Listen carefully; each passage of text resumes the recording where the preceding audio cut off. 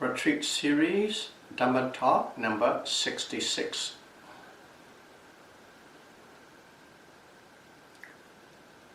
Today we are going to discuss the part 4 of the Dhamma or mindfulness of Dhamma or contemplation of Dhamma, according to Satipatthana Vipassana meditation practice. Okay, this part 4 is the last of the Dhamma, and it is about contemplation on Four Noble Truths. In Pali, it is called Ariya Sessa. Ariya means noble person. Sessa means truth. It's about the Four Noble Truths. As we are talking for a wider audience online, some of me be familiar with what Four Noble Truth is, and some would not be as familiar. So we are going to approach more on explanation on a theoretical aspect as well, quite a bit in fact. So this noble ones, Ariya, okay, those are the people who have seen these truths, these four truths. They have seen, which means they have experienced, and they are free from all form of mental defilements. That is Ariya. So these Four Noble Truths. The first one is called, in Pali, Dukkha Sissa, the Noble Truth of the suffering. Second one is Samudaya Sissa. In English, the Noble Truth of the origin of suffering. The third one is Dukkha Nirodha Sissa, the Noble Truth of the cessation of suffering. The fourth one is Dukkha Nirodha Kamini Padipada, the path leading to the cessation of suffering, most commonly known as the Noble Eightfold Path, or the middle way. Those are the Four Noble Truths. So let's see the first one, the Noble Truth of suffering, Dukkha Sissa. Dukkha, it's in English translated and most commonly used as suffering, or some people use unsatisfactoriness. Dukkha means suffering or unsatisfactoriness.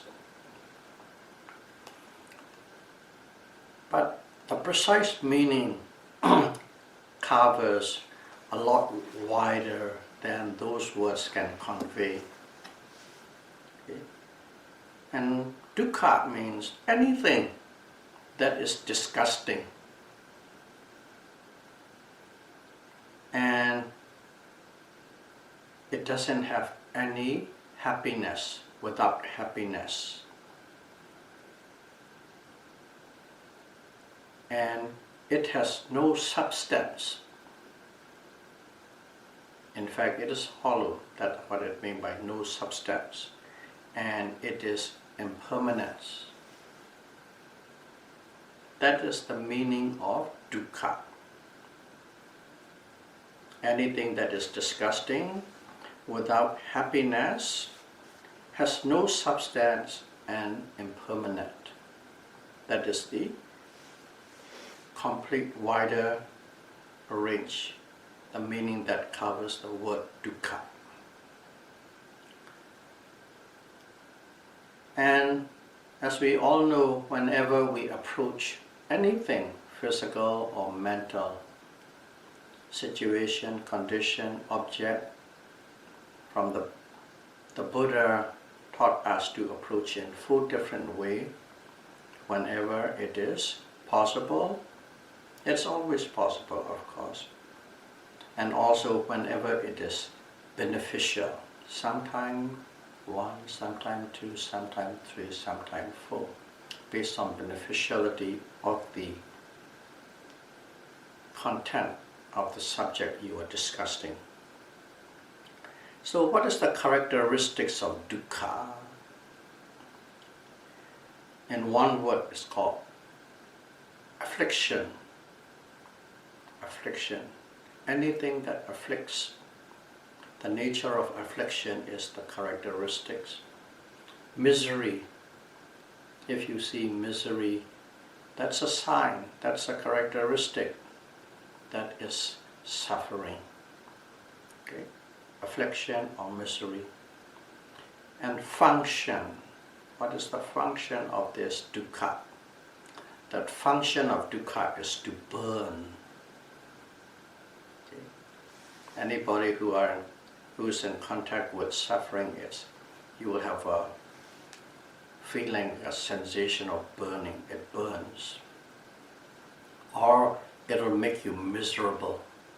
That's the function of dukkha. Manifestation is, say, coming into beings.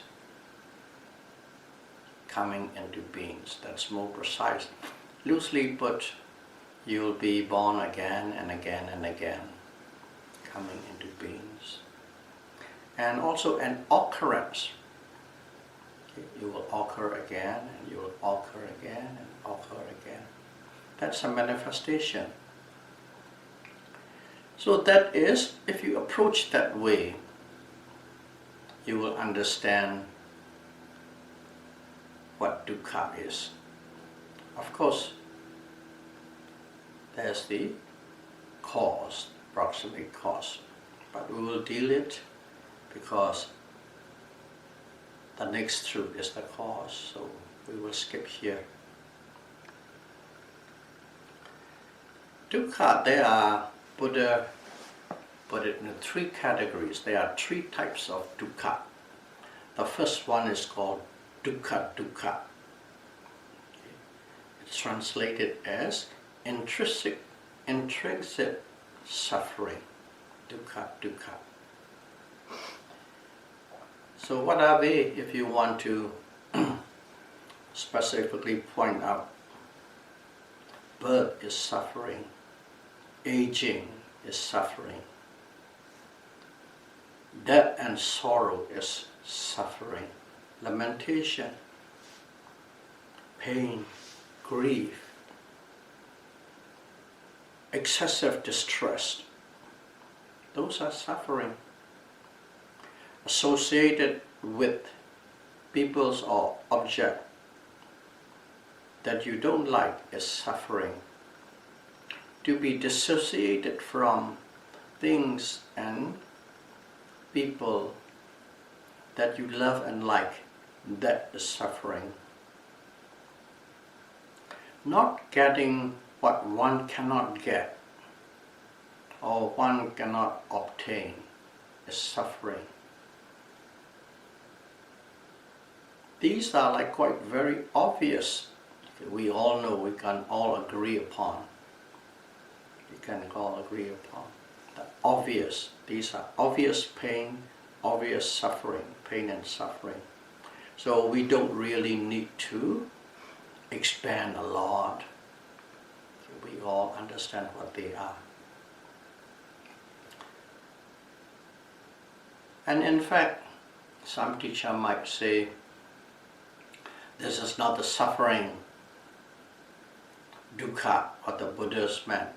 In a way it is right, and in a way one can disagree, because it is written in the scripture, all these things are suffering, and many more, of course, going to come. So the Buddha wouldn't just simply put it that way if it is not what he meant. These things what we just said, itemized, they are, in a way, it is very useful tools. These sufferings are very useful tools. Let's look at in our lives. And if you don't have it, the people around you, you might know. We go about every day, everything is normal. What we call normal, a little bit of stress, a little bit of disagreement, we don't call it suffering. No, that's normal of life, norms of life. Even though there's a lot of disagreement and things like that, dissatisfaction. But we all are, one time or the other, we come into great distress, great difficulty, under great pressure, a certain situation. And at that time, we really feel that stress, that pain, that pressure. Around that time, we all crawled with our head into the sand. We feel like we want to run away. It is overpowering. That's what these obvious suffering makes you. And when it comes to that, it comes to a point that you are really under great distress. What happened? We look for a way out. We look for a way out. Okay. Some people, they go into alcohol, alcoholics, drugs addicts. These are the way out, easy to get. Become addicts. Or some people go into great depression, crawl up, never come out. And some people see counselors, psychiatrists regularly throughout, some people who can afford it. These are the pressure of these great distress, the great obvious suffering. Everybody has a different threshold level, but whenever our thresholds are met, we crumble at that time. Those are different ways of escape. But there are some people around those times, suddenly, there's nothing I can do. And then they turn around and look into the direction of spirituality. Based on your belief, you might go more into God, or this or that, based on your belief system, religious system, whatever the affinity you have. Spirituality.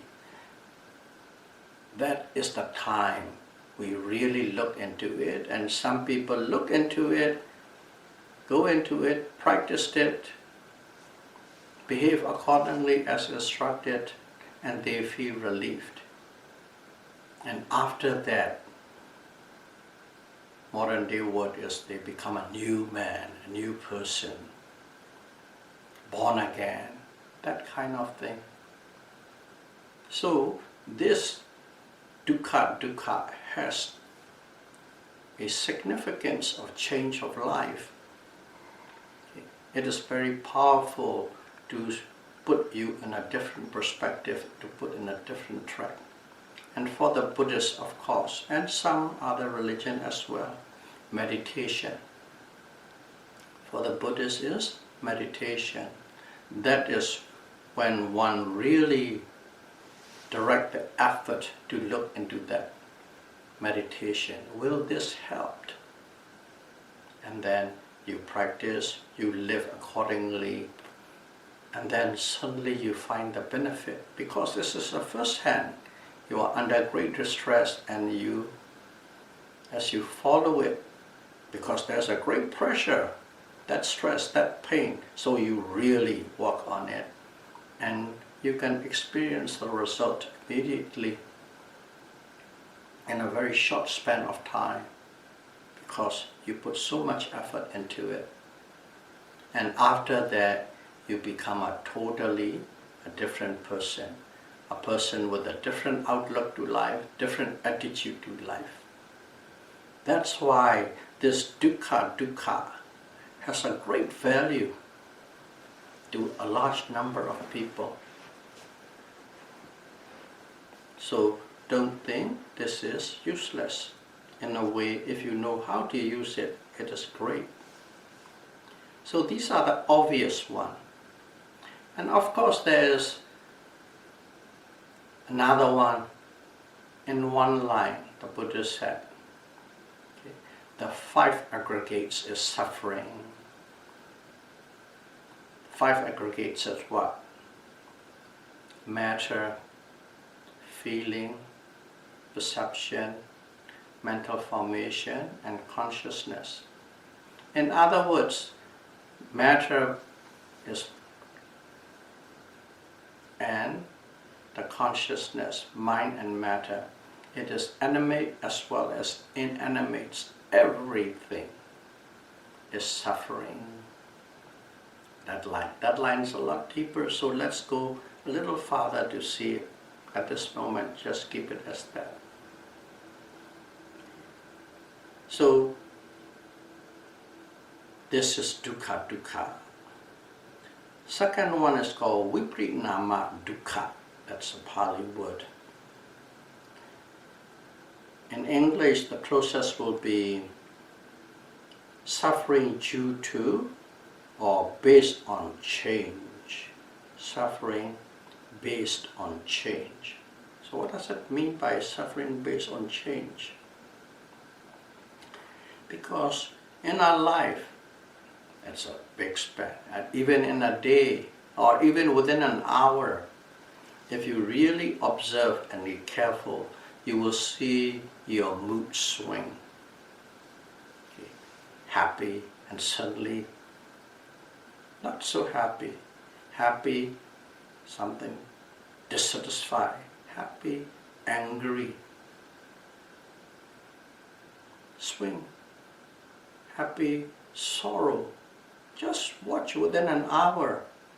If you are carefully watching, you will see your mood swing. That's a change. And it's changing all the time, but we are not quite aware of it. That is, if you're mindful. But in general, you can say mood swing means good mood, high mood means pleasant feeling. Bad moods mean unpleasant feeling. Pleasant feeling to unpleasant feeling, it change. Unpleasant feeling to pleasant feeling, it change. It's changing. That change of the feelings, vedana, that change of moods is viparinama dukkha. Just look at simple dramatized example. A little kid, let's say 2 years old,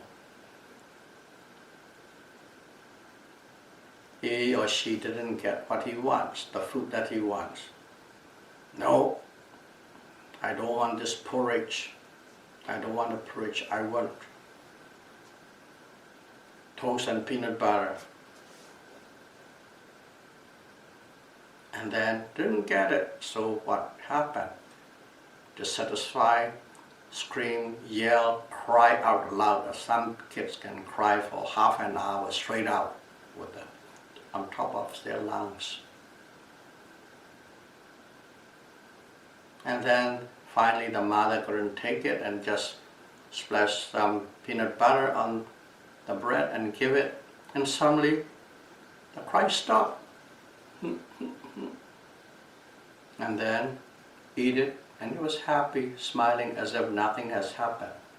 That's how it changed. Unpleasant feeling can change directly into pleasant feeling. Let's say adults. Adults having a party, a birthday party. Everybody's happy, laughing, drinking, eating.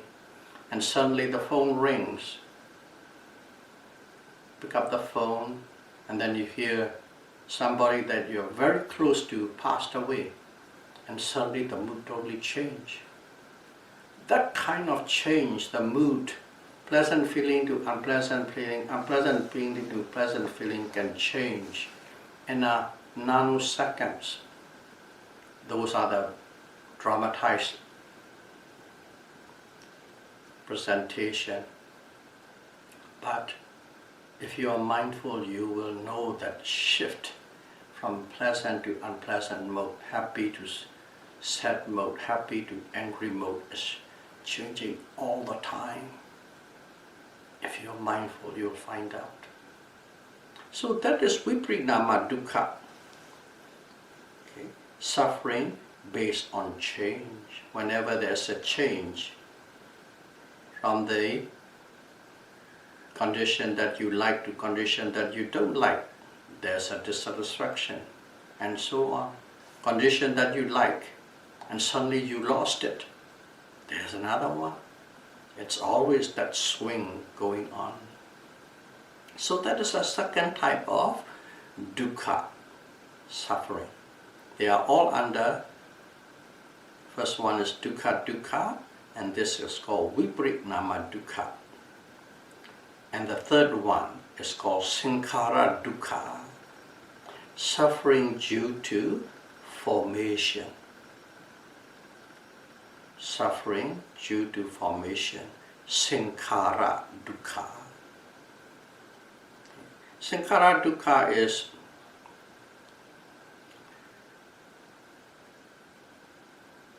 let's look at it this way. The whole world, animate and inanimate, physical or mental, everything, they are caused. All things in this universe are caused by something. So, in other words, anything that you pick up, you look at, you focus upon, that is the cause. Because of the cause, there will be an effect.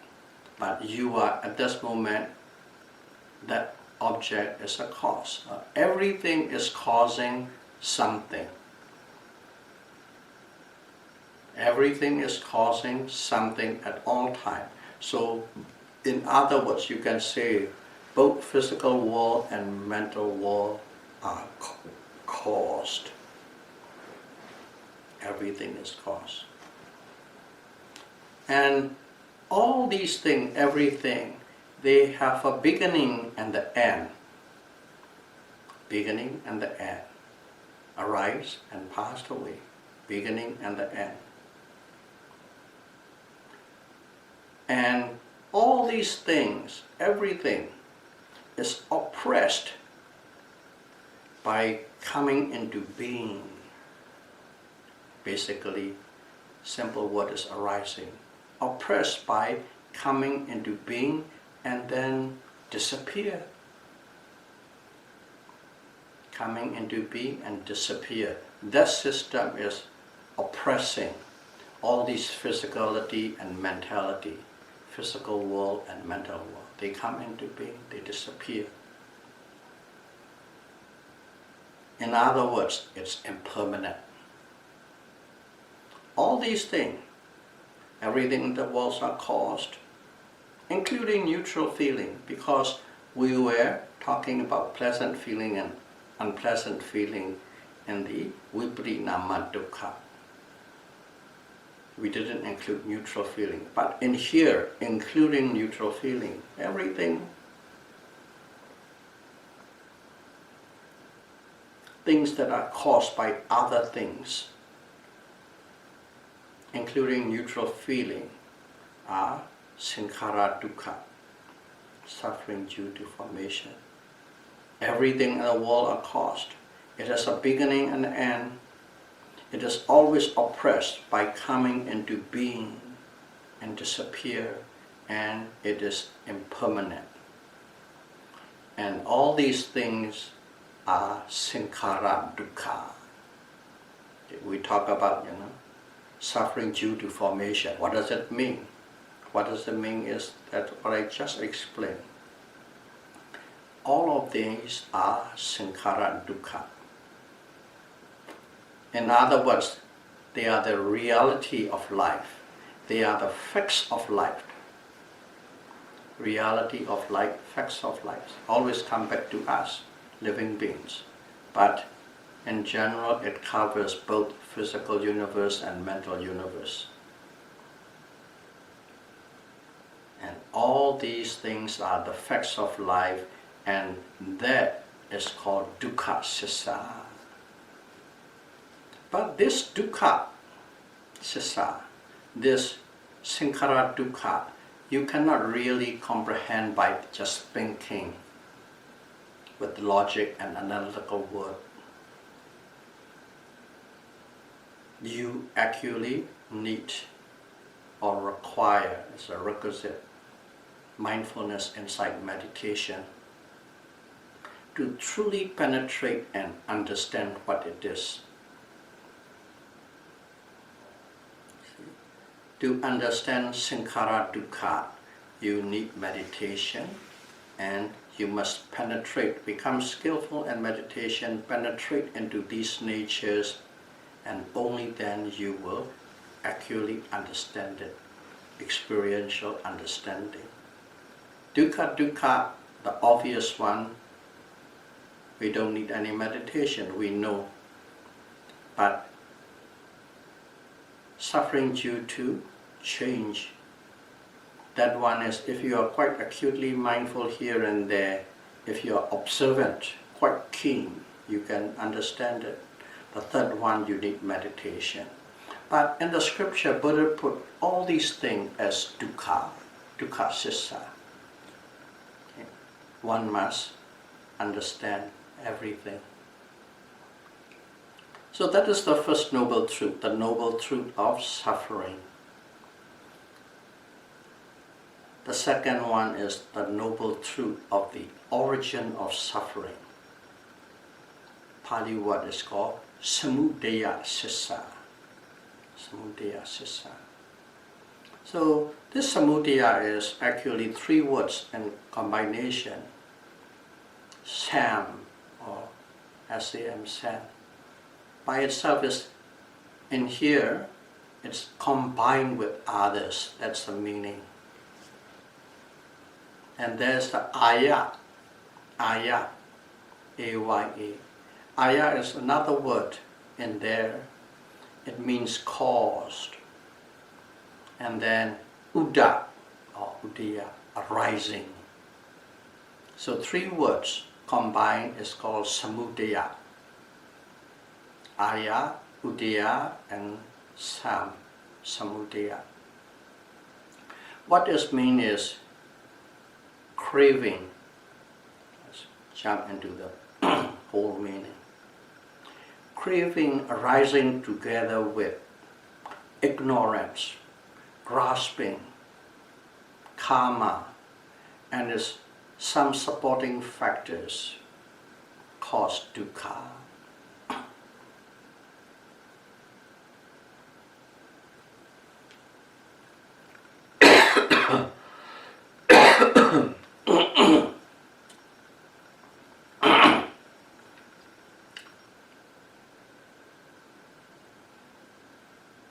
Craving arising with ignorance, grasping, karma, and some other supporting factors is the cause of dukkha. Craving in Pali is tanha.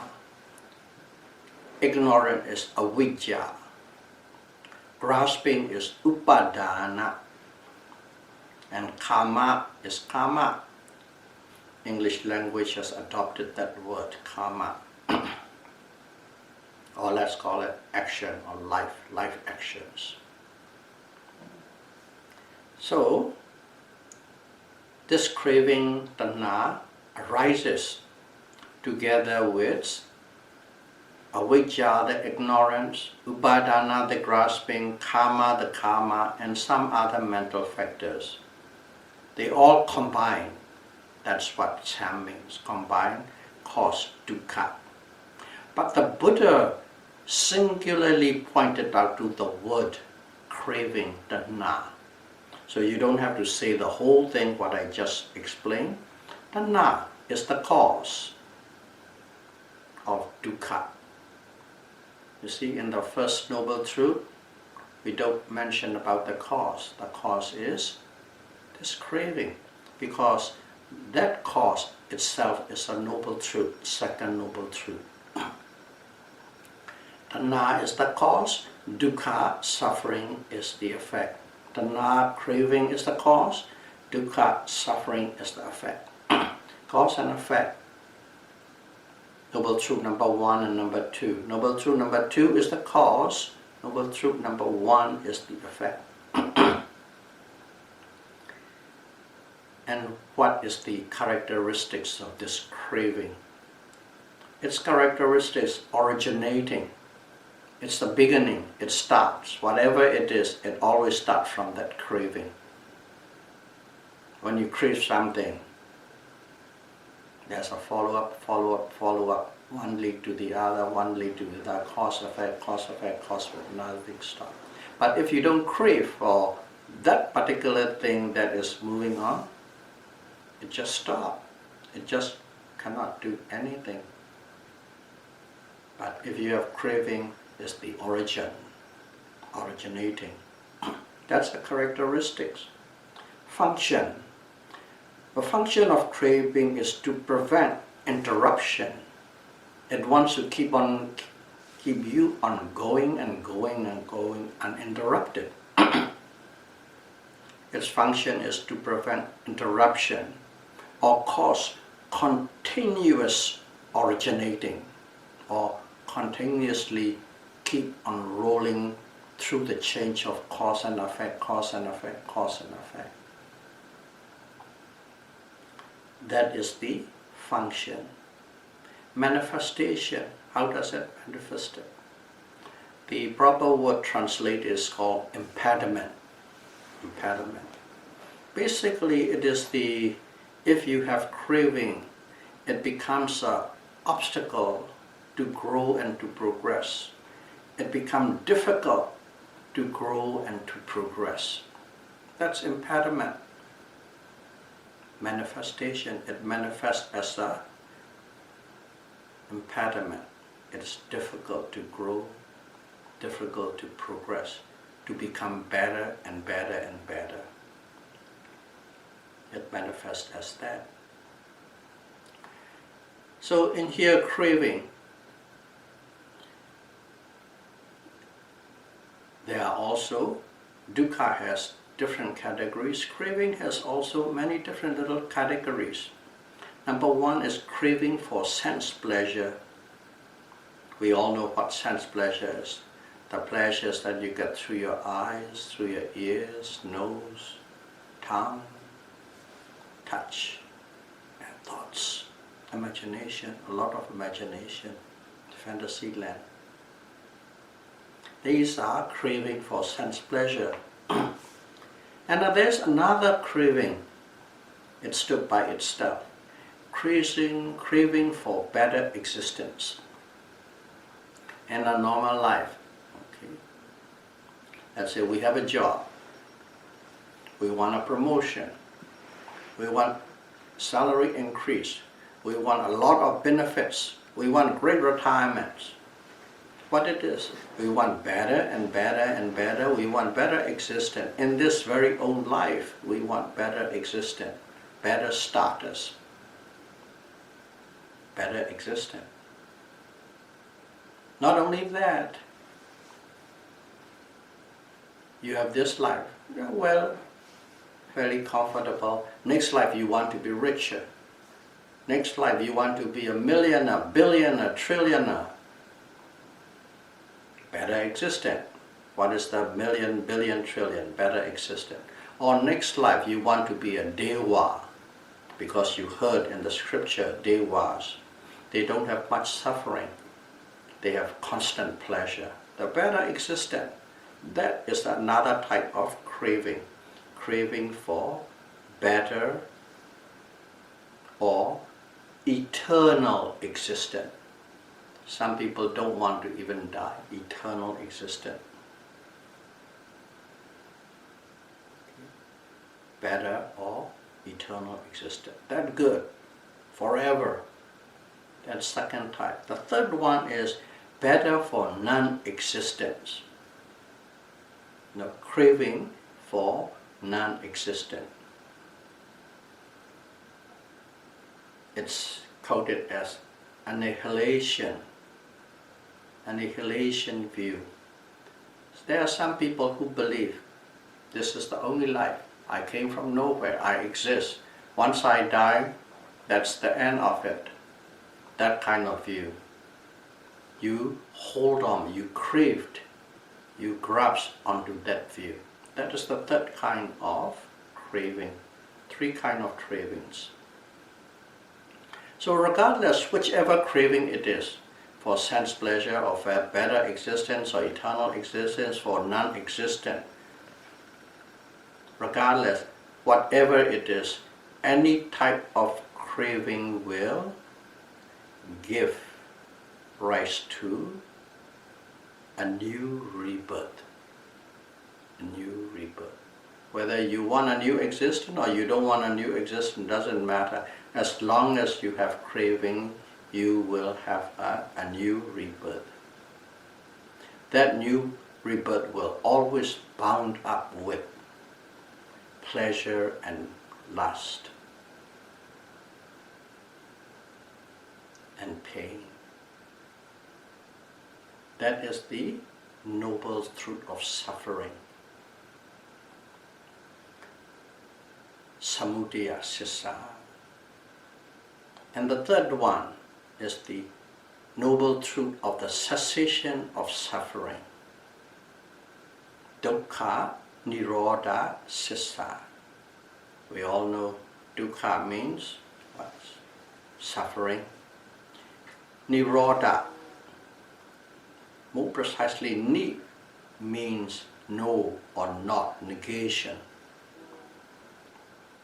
not absence. Rodha is a prison. In other words, no prison.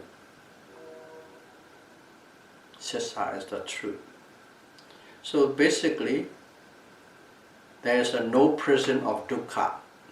That noble truth is in that truth there is no presence of dukkha.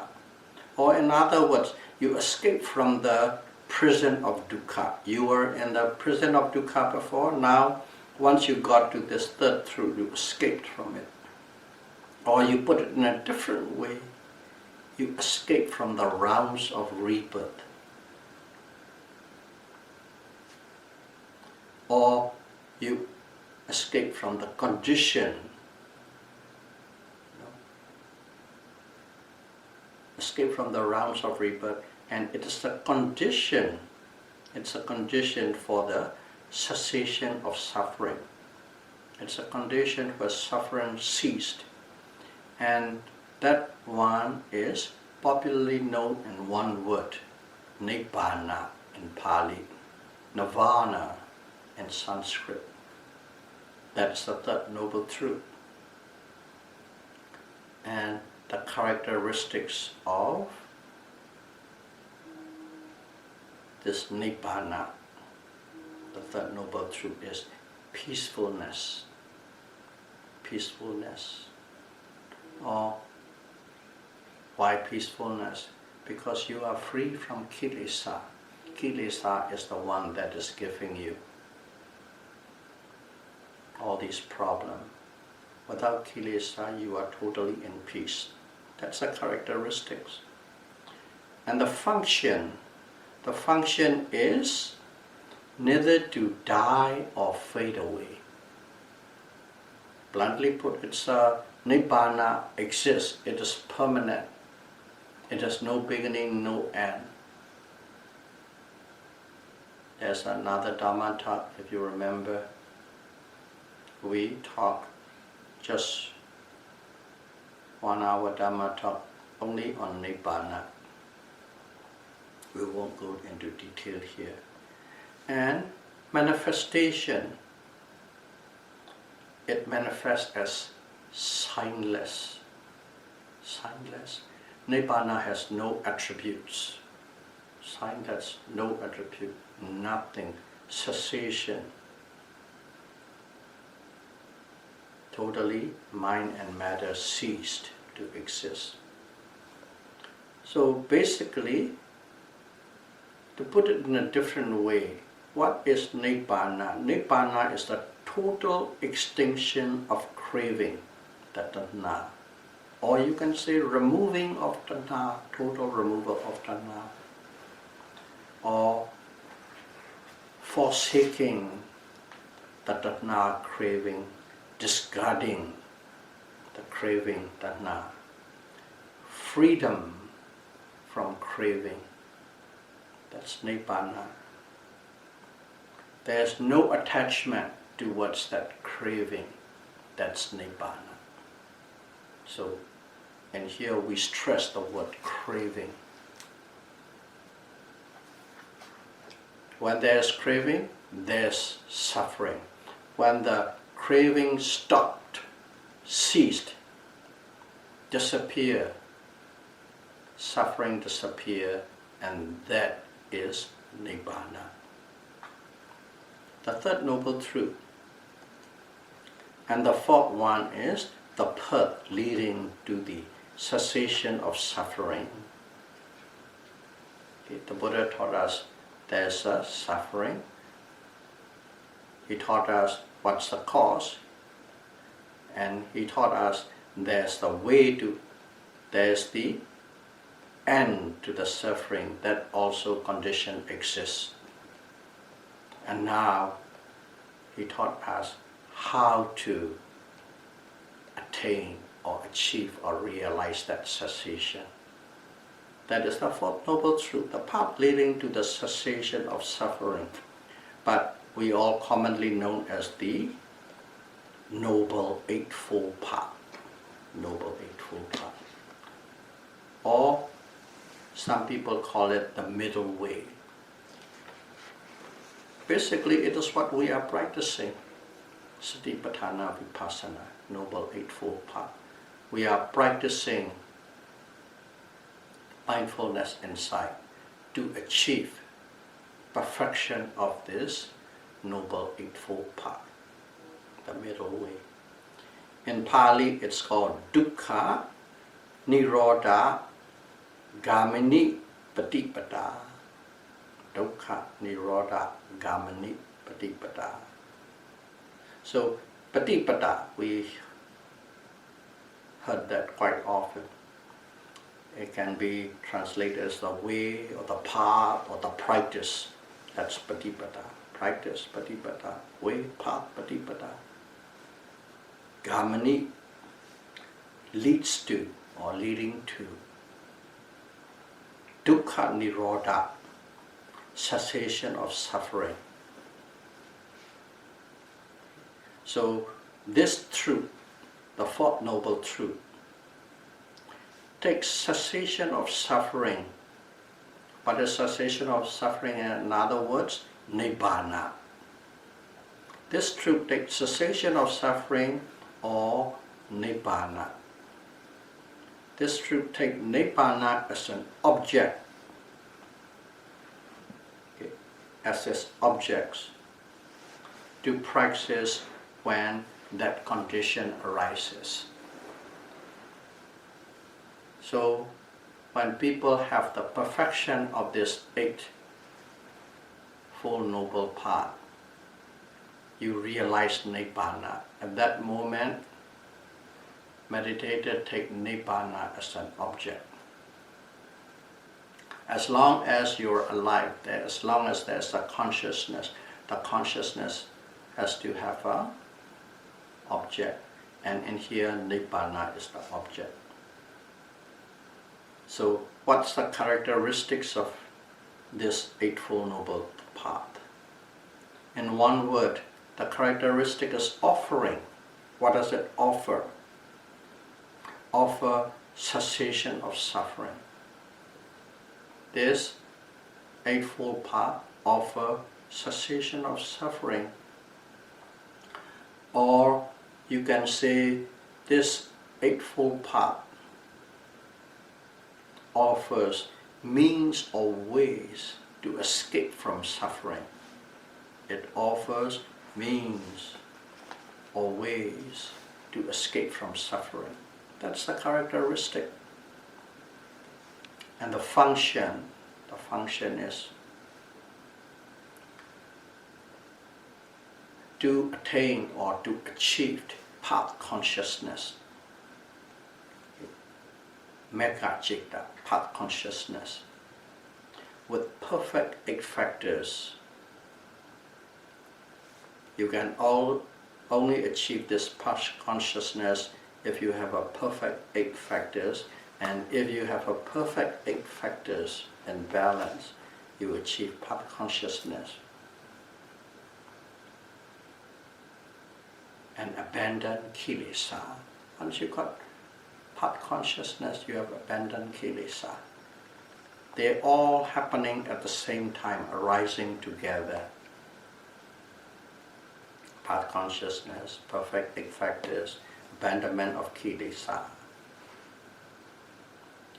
They are all instantly happening together. Different processes, but they are happening at the same time. Manifestation. How does it manifest? Okay. Of course, you are practicing, we are practicing, meditators, yogis. It manifests to the yogis as release from the rounds of rebirth.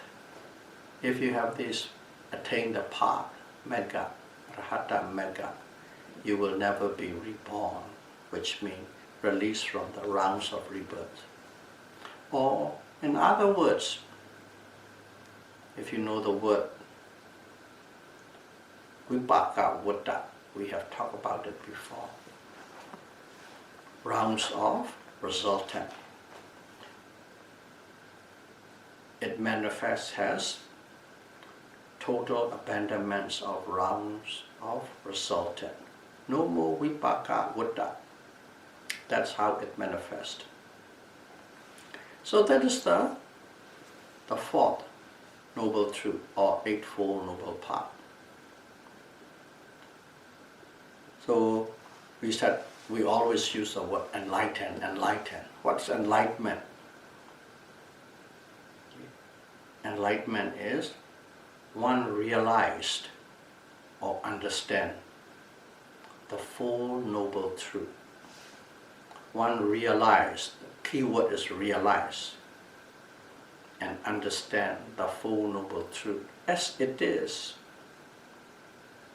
according to the reality, okay, not what you think, what you imagine, as it is, according to the reality, gained through the practice of the Eightfold Noble Path. If you understand the Four Noble Truth through the practice of this Four Noble Path, and if you have penetrated into their reality, that is enlightenment. So this much, a little bit of practical approach and a lot of theory or scriptural explanation of the Four Noble Truth. So in practice, what do we do? Practical.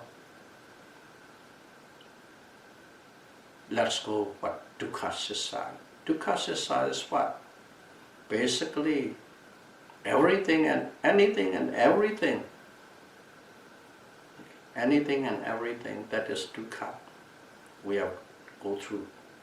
So everything and anything in a person who is practicing, it is basically nama and rupa, which means your body and your mind. That is everything to a practitioner, to a yogi. So anything and everything that is arising within your body and within your mind, that is arising in you, arising in self, okay, that is unsatisfactory. That's what dukkha is. For a practitioner, from the practical approach, you must look at it this way. What is dukkha sissa? What is the first noble truth? The noble truth of suffering. That is anything and everything that is arising in my body and in my mind at all time is that first noble truth. That's the way one need to understand. That's practically, that would be very sufficient to understand it. So whatever it arises, you observe, you observe. There might be a pain, you observe. There might be a happiness, you observe. There might be anger, you observe. You know, observe me, you know. Pain, you know. Sorrow, you know. Happiness, you know. Anger, you know. But noting, there's a little slight difference. Even though you know the pain and this and that and everything, mentally and physically, everything that is arising, you must note them as this is dukkha sissa, noble truth of suffering. In other words, the labeling is different because it's a conceptual word, dukkha sissa is. What we are doing is we are trying to connect the conceptual word, the way we understand through scripture, through lectures and your experience. Pain, oh, this is suffering. Happiness, this is suffering. Concentration, this is suffering. Here's the one funny thing. Mindfulness, this is suffering. Dukkha sissa, everything. So one must note with a sense of reflection, a little bit of reflection, because as soon as you use the conceptual word which covers the whole process, there's a certain degree of reflection involved. Dukkha sissa, everything that's arising in your mind and body, you look as dukkha, dukkha, dukkha, dukkha, dukkha. That's it. That's how to observe dukkha sissa. Samudaya sissa, second noble truth.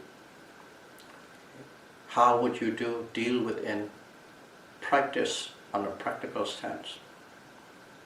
Anything that is arising, anything that is arising in you, which is associated with wanting, wishing, clinging, grasping, attachment, anything that associated with those things.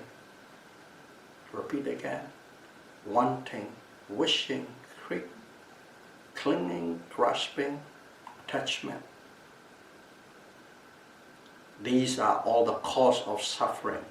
In other words, samudaya sissa.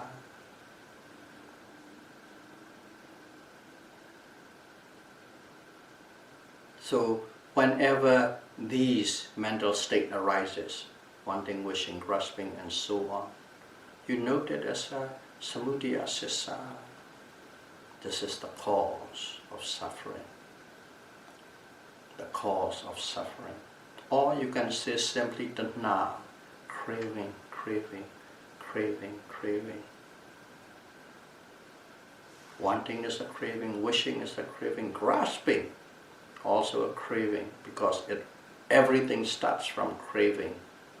It grows bigger and become grasping and clinging, but craving. So you can just say craving, craving, craving, craving, everything. That's the second noble truth.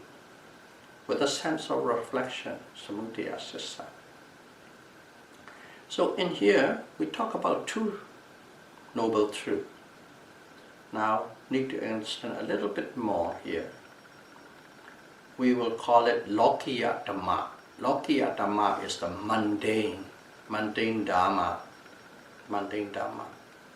Anything that is mundane, anything that is physicality and mentality, physical process and mental process, they are called mundane Dhamma or Lokiya Dhamma. And all these Lokiya Dhammas are observable. In other words, you can observe as an object of your meditation. Or also you can reflect on these observable objects, reflectable objects. All these mundane Dhammas are. In other words, mind and matter. So, the first two noble truths, Dukkha Sissa and Samudaya Sissa, they are observable objects. You can observe in your meditation the first two noble truths. And these are presented not on a specific basis, they are presented as in a process or a phenomenon or a behavior or a manner. You have to move on a collective basis, you have to see it on a collective basis, as a process, as a phenomenon. That's why we said you need to be skillful, and this part is for the more experienced advanced yogi. And you must note them at the moment of arising. In other words, always at the present moment. That's Lokiya Dhamma. And Lokuttara Dhamma. Lokuttara is ultra mundane or beyond the mundane. Beyond the mundane. Lokuttara Dhamma. So Lokuttara Dhamma is the third and the fourth noble truth is called Lokuttara Dhamma. Okay. Nirodha Sissa and Megha Sissa. So in other words, path, Megha, fruition, Phala, Nibbana, cessation of suffering. Those three are Lokuttara, ultra-mundane Dhamma. And these ultra-mundane Dhamma doesn't fall under the domain of Sankhara Dhamma. Sankhara. They are not under Sankhara Dhamma. And in the scripture, this path, fruition, and Nibbana are not indicated as observable object or reflective object. They don't fall under the observable object or reflective object. So the third noble truth and fourth noble truth are not observable object. And in here, one need to understand, we are practicing the Eightfold Noble Path and we can't observe it. What does it mean? It's contradicting. No, we can practice each and every constituents, 8 constituents of the Eightfold Noble Path. We are on a training ground, we are training. We don't have it yet. And only when you have the perfection of the 8, only then it is called the Noble Eightfold Path. Till you got to the perfection, you don't have it, you cannot call it the path leading or the Noble Eightfold Path or the middle way. And it is perfection that is Lokuttara Dhamma. When you are practicing, you are trying to attain, to achieve that perfection. One need to do as such. So that gives you a very good fundamental understanding of, theoretical understanding of the the Four Noble Truths. And also in practice, how to observe it or reflect it. In this Dhammanupassana, reflection comes to a certain degree of the part of the process. May all of you be able to practice Satipatthana Vipassana meditation, and may you be able to realize the full Noble Truth as soon as possible. Sadhu, sadhu, sadhu. Thank you very much.